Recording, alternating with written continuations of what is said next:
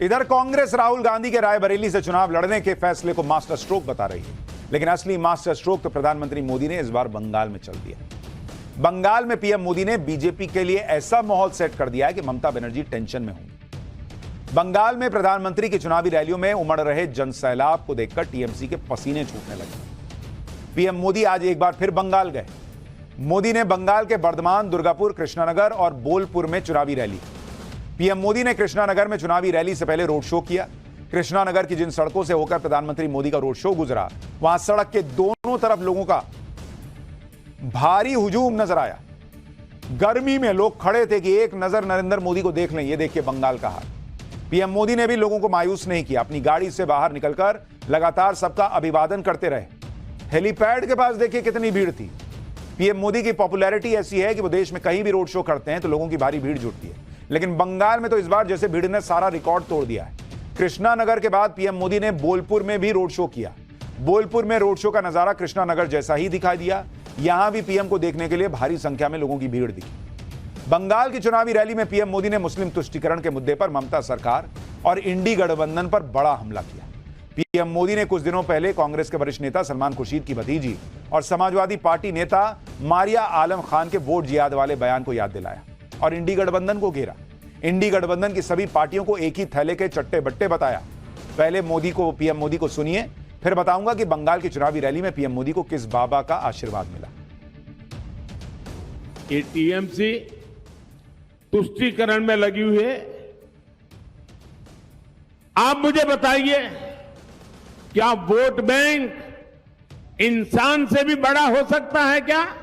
पहली बार वो इतने हताश और निराश हो चुके हैं कि खुलेआम अब वोट जिहाद की सार्वजनिक माइक पर घोषणा कर रहे हैं। इसलिए वोट जिहाद की इस अपील पर कांग्रेस का शाही परिवार चुप है। यहां टीएमसी का परिवार चुप है, लेफ्ट का परिवार चुप है। यानी कांग्रेस हो, लेफ्ट हो, टीएमसी हो, ये इंडी अलायंस के जो भी चट्टे बट्टे हैं, सारे के सारे वोट जिहाद से सहमत है। बंगाल में प्रधानमंत्री मोदी की रैलियों में जिस तरह जनसैलाब उमड़ रहा है, उसे राज्य में 7 मई को तीसरे चरण के चुनाव वाली सीटों के लिए सीधा संदेश माना जा रहा है। जिन सीटों पर तीसरे चरण में वोटिंग होनी, उनमें मालदा उत्तर, मालदा दक्षिण, जंगीपुर और मुर्शिदाबाद की सीट शामिल है। हालांकि आज की चुनावी रैलियों के जरिए पीएम मोदी ने चौथे चरण के लिए भी बंगाल में माहौल बना दिया। बंगाल में जिस कृष्णानगर सीट पर पीएम के रोड शो में जनसैलाब उमड़ा, उस कृष्णानगर सीट की बात करें तो यहां चौथे चरण में 13 मई को वोटिंग होगी। इस बार बीजेपी ने राजमाता अमृता पॉल को कैंडिडेट बनाया, जिनका मुकाबला टीएमसी नेता महुआ मोइत्रा से। 2019 के चुनाव में महुआ मोइत्रा ने कृष्णानगर सीट पर जीत दर्ज की थी। हालांकि पिछले साल दिसंबर में कैश फॉर क्वेरी केस में उनकी संसद सदस्यता चली गई। पिछले चुनाव में महुआ मोइत्रा को करीब 6,15,000 वोट मिले, जबकि बीजेपी के कल्याण चौबे को करीब 5,52,000 वोट मिला। महुआ मोइत्रा ने 63,000 वोट के अंतर से जीत दर्ज की। जिस तरह बंगाल की चुनावी रैलियों में जनसैलाब दिख रहा है और पीएम मोदी वहां के लोगों से खुद को कनेक्ट कर रहे हैं, उससे बंगाल बीजेपी के टारगेट 30 को पार के लिए पूरा माहौल सेट दिख रहा है। असल में पीएम मोदी की सबसे बड़ी खूबी खुद को जनता से कनेक्ट करना ही है। बंगाल की रैलियों में भी पीएम मोदी का अलग ही जलवा दिख रहा है। बंगाल की आज की चुनावी रैली में पीएम मोदी ने मंच से देखा कि एक साधु बाबा काफी देर से अपने हाथ में एक माला को लेकर खड़े। पीएम ने कैमरामैन से साधु बाबा के हाथों से माला लेने के लिए कहा। इसके बाद उन्होंने साधु बाबा को भरोसा भी दिया कि माला मेरे पास पहुंच जाएगी। सुनिए एक बार उन्होंने क्या कहा। महात्मा जी, आप प्रसाद लेके आए हैं? अच्छा भाई, हमारे कैमरामैन जरा वो प्रसाद ले लीजिए, मुझे मिल जाएगा, माला आपकी मिल जाएगी। आप कब से हाथ ऊपर के खड़े हैं, थक जाएंगे। इस उम्र में आप इतना आशीर्वाद दे रहे हैं, मैं यहां से आपको प्रणाम करता हूं जी। पीएम मोदी ने टीएमसी के एक विधायक के बयान पर भी ममता सरकार पर बड़ा हमला बोला। असल में टीएमसी विधायक हुमायूं कबीर का एक वीडियो वायरल हो रहा है, जिसमें टीएमसी विधायक हिंदुओं को भागीरथी नदी में बहाने की बात कहते हुए सुनाई देते हैं। पीएम मोदी ने हिंदुओं को लेकर टीएमसी विधायक की इसी भाषा पर सवाल उठाए और कहा कि ममता सरकार ने राज्य में हिंदुओं को 2M दर्जे का नागरिक बनाकर छोड़ दिया है। पीएम मोदी को सुनिए, फिर संदेश खाली के मुद्दे पर कैसे ममता सरकार को घेरा पीएम ने, और ममता सरकार क्या कह रही है, ममता बनर्जी क्या कह रही है, वो भी दिखाऊं। टीएमसी के एक एमएलए ने सरेआम धमकी दी। वो कह रहे थे कि हिंदुओं को 2 घंटे में भागीरथी में बहा देंगे। ये कौन सी भाषा है भाई? ये कौन सा पॉलिटिकल कल्चर है? उधर संदेश खाली में महिलाओं पर हुए अत्याचार के जिस मुद्दे पर पीएम मोदी ने ममता सरकार से सवाल पूछे, उस पर तो ममता सरकार ने कभी जवाब नहीं दिया। सीएम ममता बनर्जी का दिल कभी नहीं रोया, लेकिन बंगाल के राज्यपाल पर एक महिला ने यौन उत्पीड़न का आरोप लगाया तो ममता बनर्जी ने इसे दिल को झकझोर देने वाली घटना बताया और इस मुद्दे पर पीएम मोदी की चुप्पी पर सवाल उठाया। पूर्व बर्धमान की एक चुनावी रैली में ममता बनर्जी ने कहा कि कल राजभवन में काम करने वाली एक लड़की ने राज्यपाल पर यौन उत्पीड़न का आरोप लगाया। ममता बनर्जी ने आगे कहा कि उन्होंने वीडियो में पीड़ित लड़की का रोना देखा और उसके आंसू देखकर मैं दिल टूट गया हूं। ममता बनर्जी ने यह भी कहा कि ये वही लोग हैं जो संदेश खाली को लेकर ड्रामा कर रहे थे। मतलब दूसरा आदमी मुद्दा उठा रहा तो ड्रामा है, जबकि बंगाल सरकार ने संदेश खाली के मुद्दे पर जरूरी कदम उठाए। जरूरी कदम उठाते तो कोर्ट से इतनी लताड़ पड़ती। ममता बनर्जी ने यह भी कहा कि लड़की के आरोप सामने आने के बाद पीएम खुद कल राजभवन पहुंचे थे, लेकिन उन्होंने इस मुद्दे पर चुप्पी साधी। रायबरेली में जब राहुल गांधी नामांकन फॉर्म जमा करने के लिए गए तो पूरे दल बल के साथ गए। रायबरेली से अभी तक सोनिया गांधी चुनाव लड़ती रही, लेकिन इस बार सोनिया गांधी राज्यसभा चली गई। राहुल गांधी के नामांकन के दौरान सोनिया गांधी खुद रायबरेली में मौजूद रही। ये देखिए, सोनिया गांधी मौजूद हैं। इसके अलावा प्रियंका वाड्रा मौजूद थी, खड़गे साहब मौजूद थे, रॉबर्ट वाड्रा मौजूद थे, और वहां बेचारे केएल शर्मा अकेले जाके भरा। पूरा परिवार इधर आ गया। यानी गांधी परिवार से अभी तक कांग्रेस पार्टी निकल ही नहीं पा रही।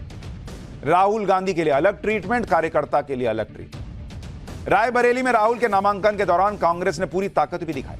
नामांकन दाखिल करने के बाद राहुल गांधी रायबरेली में कांग्रेस दफ्तर पहुंचे, पूजा में शामिल हुए। यहां भी राहुल गांधी के साथ सोनिया, प्रियंका, रॉबर्ट मौजूद थे। राहुल गांधी ने पूजा करने के बाद तिलक लगाया और नारियल फोड़ा। पूजा कराने वाले पंडित का कहना है कि रायबरेली में जो भी कांग्रेस कैंडिडेट होता है वो ये पूजा जरूर करवाता है। रायबरेली से एक ग्राउंड रिपोर्ट देखिए, फिर बताता हूं कि ट्रेन का टिकट खरीदने के पैसे नहीं होने के बाद करने वाले राहुल गांधी कैसे आज चार्टर प्लेन में उड़ते हुए गए। रायबरेली में अपना नामांकन पर्चा भरने के बाद राहुल गांधी अपने पूरे परिवार के साथ पहुंचे थे गणेश जी की पूजा करने के लिए, और जिस पंडित जी ने ये पूजा कराई है उनसे हम बात करते हैं। पंडित जी बताएं कि ये किस तरह की पूजा थी, कितना समय लगा इसमें, और क्या कुछ किस उद्देश्य से ये पूजा की जाती है? भगवान गणेश की पूजा है और 1967 से लगातार कांग्रेस कार्यालय में जो भी प्रत्याशी यहाँ से नामांकन करता लोकसभा का, वो गणेश जी की पूजा करता है। प्रियंका जी बैठी हुई थी, रॉबर्ट वाड्रा जी बैठे थे, राहुल गांधी जी बैठे थे, हमारी जो पूर्व सांसद हैं सोनिया गांधी जी बैठी हुई थी। चारों लोग बैठे, 4 लोगों ने पूजन किया है। रायबरेली से जो भी चुनाव गांधी परिवार से लड़ा है वो हमेशा प्रधानमंत्री बना और सरकार बनी है हिंदुस्तान के अंदर, और इस बार भी राहुल गांधी यहाँ से एमपी बनेंगे और भारत में सरकार बनेगी और प्रधानमंत्री राहुल गांधी जी बनेंगे। भाई साहब उत्साह में कह रहे हैं कि रायबरेली से जो भी गांधी परिवार का जीतता है वो प्रधानमंत्री बनता है। सोनिया गांधी प्रधानमंत्री थोड़ी थी, शायद वो रिमोट से सरकार चलाने को प्रधानमंत्री होना मानते हो, इसलिए कह रहे हो। खैर, रायबरेली सीट पर नामांकन दाखिल करने पर राहुल गांधी ने मीडिया से कुछ नहीं कहा, लेकिन बाद में सोशल मीडिया पर लिखा कि रायबरेली से नामांकन भावुक पल था। उनकी मां ने बड़े भरोसे के साथ परिवार की कर्म भूमि सौंपी है और उसकी सेवा का मौका दिया है। अमेठी और रायबरेली उनके लिए अलग अलग नहीं है, दोनों ही उनका परिवार है और उन्हें खुशी है कि 40 सालों से क्षेत्र की सेवा कर रहे किशोरी लाल जी अमेठी से पार्टी का प्रतिनिधित्व करेंगे। रायबरेली में आज भयंकर राजनीतिक माहौल था, क्योंकि राहुल गांधी के साथ बीजेपी कैंडिडेट दिनेश प्रताप सिंह ने भी नामांकन भरा। नामांकन के भरने जाने के दौरान बीजेपी और कांग्रेस के कार्यकर्ता सड़कों पर उतर आए और दोनों ही दलों के कार्यकर्ताओं में कहासुनी भी हुई। बीजेपी कार्यकर्ता राहुल गांधी वापस जाओ के नारे लगा रहे थे। इसके बाद कांग्रेस समर्थकों ने राहुल गांधी जिंदाबाद के नारे लगाने शुरू कर दिए। माहौल गर्मा गया, पुलिस के बीच बचाव करना पड़ा और लोगों को शांत करना पड़ा। राहुल गांधी के रायबरेली से चुनाव लड़ने को लेकर रायबरेली की जनता क्या सोच रही है, यह भी बड़ा महत्वपूर्ण प्रश्न है, क्योंकि अभी तक सोनिया गांधी रायबरेली से लड़ती आई हैं। सोनिया गांधी का रायबरेली के साथ अलग लेवल का कनेक्ट है, लेकिन क्या राहुल गांधी रायबरेली की जनता का भरोसा हासिल कर पाएंगे? खास तौर पर अमेठी छोड़ने के बाद रायबरेली से लड़ने पर क्या है रायबरेली की राय?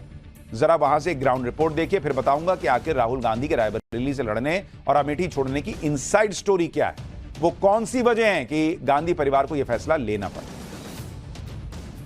इसलिए ये है कि राहुल गांधी जी, ये लगता है कि इतने लेट में दबाव में बहुत चुनाव लड़ने आए हैं। और किशोरी लाल जी, अगर कांग्रेस का यहाँ किसी ने बेटा घंटा डार किया तो किशोरी लाल जी मैडम आती नहीं थी। वो अपनी निधि इस तरह से विद्यालयों को दान करते, आम जनता को उनकी निधि का लाभ नहीं मिल पाता था। जो 5 साल में सोनिया गांधी और राहुल गांधी जी, प्रियंका गांधी जी हमारे क्षेत्र में नहीं आई हैं, इसका जनता में भारी रोष है। क्योंकि अगर हम जनप्रतिनिधि चुनते हैं तो हम ये चाहते हैं कि हमारे सुख दुख में आए और हमारे भागीदार बने।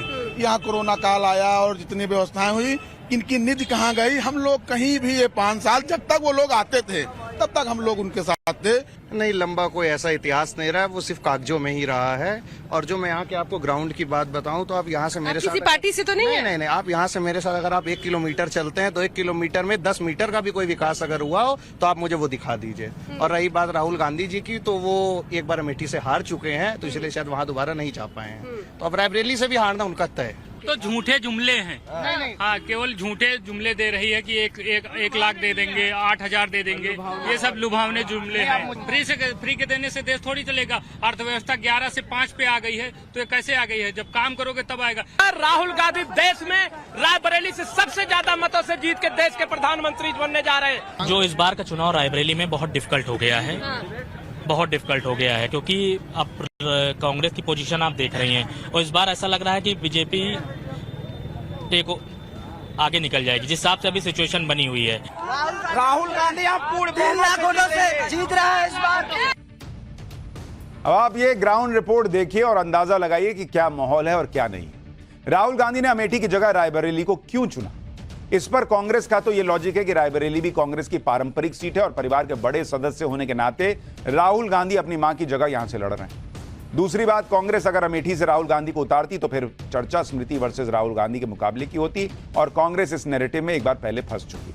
ऐसे में अगर अमेठी से राहुल लड़ते हैं और कहीं हार जाते हैं तो अपने ही गढ़ में 2 बार लगातार हार से काफी किरकिरी होती। कांग्रेस राहुल की हार को अब अफोर्ड नहीं कर सकती। तीसरी बात, यूपी में सहयोगियों का भी दबाव था। ऐसी खबरें हैं कि अखिलेश यादव चाहते थे कि गांधी परिवार से कोई तो यूपी के चुनावी मैदान में उतरे। चौथी बात, सियासी नजरिए से यूपी एक अहम राज्य है। अगर यूपी से गांधी परिवार दूर रहता तो मैसेज सही नहीं जाता। पांचवी बात, इस बार राहुल गांधी के लिए वायनाड सीट भी उतनी आसान नहीं दिख रही जितनी 2019 में थी, इसलिए दूसरी सीट पर राहुल गांधी को उतरना ही था।